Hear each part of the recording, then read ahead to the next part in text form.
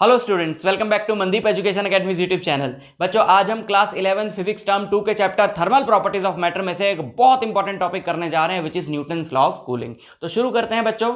Newton's law of cooling क्या है? Newton's law of cooling ये कहता है कि the rate of heat loss from a hot body is directly proportional to the temperature difference between the body and the surroundings provided the temperature difference is small.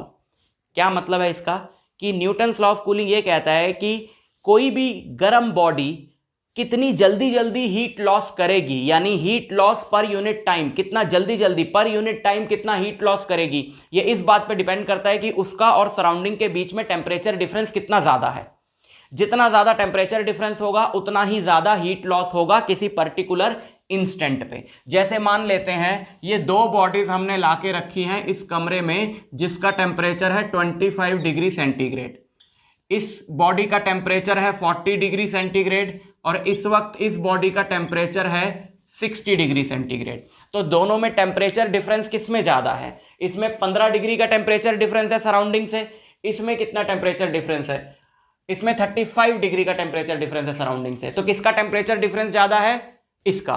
तो अभी अगर हम नापेंगे कि एक यूनिट टाइम में यानी एक सेकंड में या एक मिनट में किसने हीट ज्यादा लॉस करी, तो ये हीट ज्यादा लॉस करेगी, यानी ये इसके ठंडे होने का जो रेट है वो ज्यादा है। तो जिसका टेम्परेचर डिफरेंस ज्यादा उसके ठंडे होने का रेट ज्यादा, ये कहता है न्यूटन्स लॉ ऑफ कूलिंग। ठीक है, तो हम इसको एक्सपेरिमेंटली वेरीफाई तो कर सकते हैं बट इसका कोई प्रूफ नहीं है।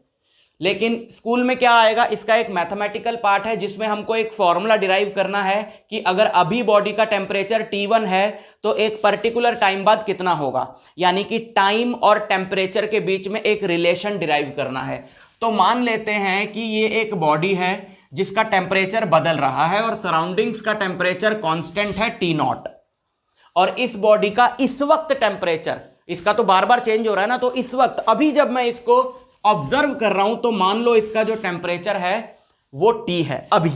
ठीक है, और अभी अभी इसने छोटे से टाइम dt में कितना हीट लॉस कर दिया? dq। तो इसका ये जो रेट ऑफ हीट लॉस है यानी dq/dt यानी heat loss per unit time, ये डायरेक्टली प्रोपोर्शनल है इसके और बॉडी के टेम्परेचर डिफरेंस में, जो कि है T-T0। ऑब्वियसली T ज्यादा होगा क्योंकि T0 अगर कम होगा तो बॉडी हीट लॉस क्यों करेगी? सराउंडिंग से हीट खींचेगी। तो अगर बॉडी हीट लॉस कर रही है तो T ज्यादा है, तो T-T0 and with a negative sign, because ये जो माइनस है ये इसलिए आया है क्योंकि हीट कम हो रही है। dq जो है वो नेगेटिव होगा। अब कोई भी चेंज क्या होता है? Q2 minus Q1। मान लो dq क्या है? Q2 माइनस Q1, तो बाद वाली हीट कम रहेगी बॉडी की, पहले वाली ज्यादा रहेगी, तो ये नेगेटिव आएगा। ठीक है, रेट ऑफ हीट लॉस है, ये हीट लॉस हो रही है। तो अगर मैं इसको ऐसे लिखूं dq/dt इक्वल टू माइनस के, माइनस भी इधर ले गया और प्रोपोर्शनैलिटी का साइन हटा के इक्वालिटी का साइन लगाया और एक कोई भी कांस्टेंट लगा दिया, सपोज k। अब हमें निकालना है कि टोटल टाइम में, अब जब हमने इसको यहां पे लाके रखा था यानी कि t इक्वल टू 0 पे, यानी बिल्कुल शुरू में, तो इसका टेम्परेचर था T1 और t equal to time t पे यानी t टाइम पे ही इसका टेम्परेचर हो गया है T2। तो हमें यह निकालना है कि जिसका T1 से T2 टेम्परेचर चेंज हुआ है और t टाइम में, तो इन तीनों वेरिएबल्स में रिलेशन क्या है। तो हमें क्या करना पड़ेगा? इसको हमें तो dq को हटाना है, dt को हटाना है, तो हमें इसको इंटीग्रेट करना पड़ेगा। इसके लिए हम क्या करें, क्योंकि हमें मालूम है कि dq क्या होता है? dq होता है mc dt, where m is the mass of the body and c is the specific heat capacity. ये फॉर्मूला होता है, इसमें मैं नहीं जाऊंगा, ये आपको पहले से पता होना चाहिए कि एक बॉडी जिसका मास m है और उसकी मटेरियल की स्पेसिफिक हीट कैपेसिटी c है, तो उसको कितनी हीट देनी पड़ती है उसका इतना टेम्परेचर चेंज करने के लिए, dq equal to mc dt। तो अगर आपको ये फॉर्मूला नहीं भी पता तो इस डेरिवेशन में आपको कोई प्रॉब्लम नहीं आएगी। आगे देखो, dq की जगह अगर मैं ये लिख दूं तो mc यहां रह जाएगा और यहां पे क्या बचेगा? Small d capital T by small d, यानी कैपिटल T टेम्परेचर है और स्मॉल t टाइम है। ठीक है, इधर क्या था? Minus k by T minus T0। अब आप देखो ये कांस्टेंट है, ये भी कांस्टेंट है, तो अगर इनको इधर लेके जाऊंगा constant bye constant another constant, तो बार बार उसको k बाय एम सी लिखने की जरूरत नहीं है, हम उसको जस्ट एक कांस्टेंट लिखेंगे k into T minus T not. ठीक, तो डी टी बाय, अब क्या करना है, जब भी आप इंटीग्रेट करते हो तो एक जैसे वेरिएबल एक साइड पे होने चाहिए। तो ये टेम्परेचर है, तो टेम्परेचर वाली टर्म कहां है, ये रही टेम्परेचर वाली टर्म, तो इसको जरा इधर ले आओ, T minus T naught equal to D T को इधर ले जाओ, और अब हम इसको इंटीग्रेट कर दें। टेम्परेचर चेंज हुआ है T1 से T2 और टाइम हुआ है 0 से T चेंज। ठीक है, आपको इंटीग्रेशन नहीं आती तो आपको सीखनी पड़ेगी, अभी तक भी नहीं आती, जब आपका 11th खत्म होने वाला है तो कब आएगी बच्चों मेरे। मैंने बहुत बढ़िया वीडियोस बनाए हुए हैं इंटीग्रेशन पे, आप सर्च करके मनदीप एजुकेशन एकेडमी के नाम से उन वीडियोस को देख सकते हो, आपको इंटीग्रेशन पूरी समझ में आ जाएगी। जब जागो तभी सवेरा। अब ये मत सोचना कि 4 दिन बाद पेपर है अब मैं इंटीग्रेशन सीखने बैठूंगा, अरे बहुत छोटे छोटे वीडियोस हैं, जल्दी देख लोगे तो कुछ तो बेटर सिचुएशन में आओगे, नहीं देखोगे तो वैसे ही रहोगे, है ना। तो 1/x का जो इंटीग्रल होता है वो होता है नेचुरल लॉग x। अब ये नेचुरल लॉग क्या होता है, इसके ऊपर भी मैंने वीडियो बनाया हुआ है, वो जरूरी है ना ये सब समझना, क्योंकि बच्चे रट्टे मारते रहते हैं। बट एक फॉर्मूला है कि 1/x, कोई भी वेरिएबल है 1/x dx का जो इंटीग्रल है वो नेचुरल लॉग x है, और जो फॉर्मूला x के लिए ट्रू है वही फॉर्मूला x के किसी लीनियर फंक्शन के लिए भी ट्रू है, कि अगर यहां पे x की बजाय x-3 होता तो हम भी यहां फॉर्मूले में x की बजाय x-3 लिख देते, और लॉग के साथ जब भी आप कुछ लिखते हो तो मॉड लगाते हो। अभी इतना ही बता सकता हूं मैं, अगर आपको ये सब सीखना है तो लॉग का भी वीडियो है अलग अलग, बिल्कुल मैंने वीडियो बनाया हुआ है कि व्हाट इज नेचुरल लॉग। फिर आपके टीचर बोलते होंगे कि नेचुरल लॉग को लॉग में कन्वर्ट करो तो 2.303 मल्टीप्लाई हो जाता है ना। तो ये सब रट्टे मारने पड़ते हैं आपको स्टेप्स में, आपको रट्टे ना मारने पड़े। इन सब चीज़ों में मैंने डिटेल वीडियो बनाई हुई है। डिटेल का मतलब ये नहीं कि 2 घंटे की वीडियो है, 10-10, 15-15 मिनट की वीडियो है, बट सब कुछ उसमें समझाया हुआ, तो आपको वो देखनी पड़ेगी। तो ये देखो ऐसा ही है ना, ये कुछ वेरिएबल यहाँ पे क्या है t, तो ये t रहा ये, और ये रहा 3, ये 3 टी नॉट जो है वो एक कांस्टेंट ही तो है ना, टी नॉट सराउंडिंग का टेम्परेचर कांस्टेंट, तो ये वेरिएबल ये कांस्टेंट, तो जब ये इंटीग्रेट होगा तो हम लिखेंगे ln t minus T not और लिमिट t1 से t2, और इधर माइनस के कांस्टेंट बाहर आ गया, dt का इंटीग्रल हो गया t लिमिट 0 से t। फिर क्या करते हैं, अपर लिमिट पुट करते हैं और फिर लोअर लिमिट पुट करते हैं ना।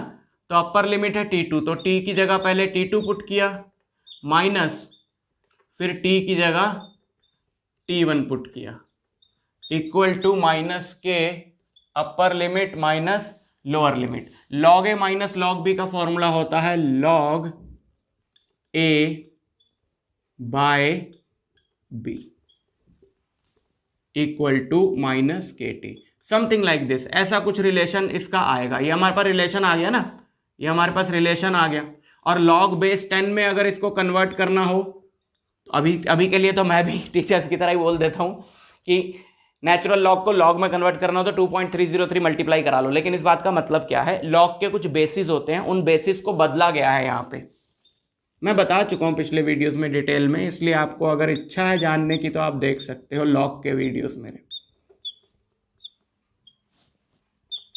ठीक है, ये हमारे पास रिलेशन आ गया है। अगर हमें k पता हो तो हम ये निकाल सकते हैं कि अभी टेम्परेचर T1 है, सराउंडिंग का टेम्परेचर इतना है, तो इतने टाइम बाद टेम्परेचर कितना होगा। ठीक, अच्छा अब एक चीज जरा ध्यान से सुनना, क्योंकि बच्चों को बहुत दिक्कत आती है इस चीज में, लॉग वगैरह लगाने में। तो एनसीईआरटी में जो न्यूमेरिकल है, जो आपके स्कूल में न्यूमेरिकल आएगा, उसको बिल्कुल सिंपल वे में आपने करना है। और उसको आप कैसे करोगे, आप उसको करोगे इस वाले फॉर्मूले से, बहुत ही सिंपल वे में। आप इस फॉर्मूले को इस तरीके से अगर यूज करोगे तो भी आपका आंसर ठीक आएगा। हम बोल रहे हैं कि हम छोटे मोटे टाइम dt की बात नहीं कर रहे हैं, हम एक बड़े टाइम t की बात कर रहे हैं जिसमें टेम्परेचर T1 से T2 चेंज हुआ है। ठीक है, तो हम इस फॉर्मूले को ऐसे लिख सकते हैं, dt की जगह टेम्परेचर चेंज पूरा लिख दो, T2 minus T1 upon dt की जगह टाइम लिख दो, इक्वल टू माइनस के, ये जो टेम्परेचर एट एनी इंस्टेंट है इसको T1 और T2 का एवरेज ले लो, और ये फॉर्मूला आप डायरेक्ट यूज करोगे, बहुत इजीली आपका न्यूमेरिकल सॉल्व हो जाएगा। क्वेश्चन में क्लियरली मेंशन्ड होता है अभी इतना टेम्परेचर है, इतने टाइम बाद उतना टेम्परेचर रहेगा, तो बताओ अभी इतना टेम्परेचर है, इतने कितने टाइम बाद इतना टेम्परेचर हो जाएगा, या इतने टाइम बाद कितना टेम्परेचर हो जाएगा। मतलब वेरिएबल्स इसमें 1 2 3 रहेंगे, ये तो कांस्टेंट्स हैं। दो सिचुएशन दे रखी होती हैं, दो इक्वेशंस बन जाती हैं, ये डिवाइड करके कट जाते हैं। इस तरीके टिपिकल न्यूमेरिकल आता है। तो मैं तो अभी सिर्फ थ्योरी की बात कर रहा हूं, तो मैं इसी की बात करूंगा। तो अब दो ग्राफ हैं इसमें इंपॉर्टेंट, वो भी समझते जाते हैं जाते जाते। पहला तो ये है कि अगर आप इस इक्वेशन को उठाओ, इसमें अगर मैं सपोज लिमिट्स ना लगाऊं तो ये इक्वेशन मेरी ये बनेगी t minus T naught equal to minus के टी, और मैं लिमिट्स नहीं लगा रहा हूं तो मुझे इंटीग्रेशन का कांस्टेंट लगाना पड़ेगा c। तो अगर मैं इसको एक स्ट्रेट लाइन की इक्वेशन से कंपेयर कराऊं तो मुझे ये पता चलेगा कि स्लोप की जगह क्या आया है, माइनस के, है ना। ये होता है वाई इंटरसेप्ट, ये होती है स्लोप। तो अगर मैं एक ग्राफ बनाता हूं t, जिसको मैंने x की जगह लिया है, और log t minus T not जिसको मैंने y की जगह लिया है, तो मुझे एक स्ट्रेट लाइन मिलेगी, क्योंकि ये स्ट्रेट लाइन की इक्वेशन जैसा है, तो मुझे एक स्ट्रेट लाइन मिलेगी। और उसकी स्लोप क्या होगी, उसकी स्लोप होगी नेगेटिव। तो नेगेटिव स्लोप वाली स्ट्रेट लाइन जो है वो ये होगी, ठीक है। तो ये आपका ग्राफ है log t minus T not और टाइम के बीच में। दूसरा ग्राफ है टेम्परेचर डिफरेंस और टाइम के बीच में। टेम्परेचर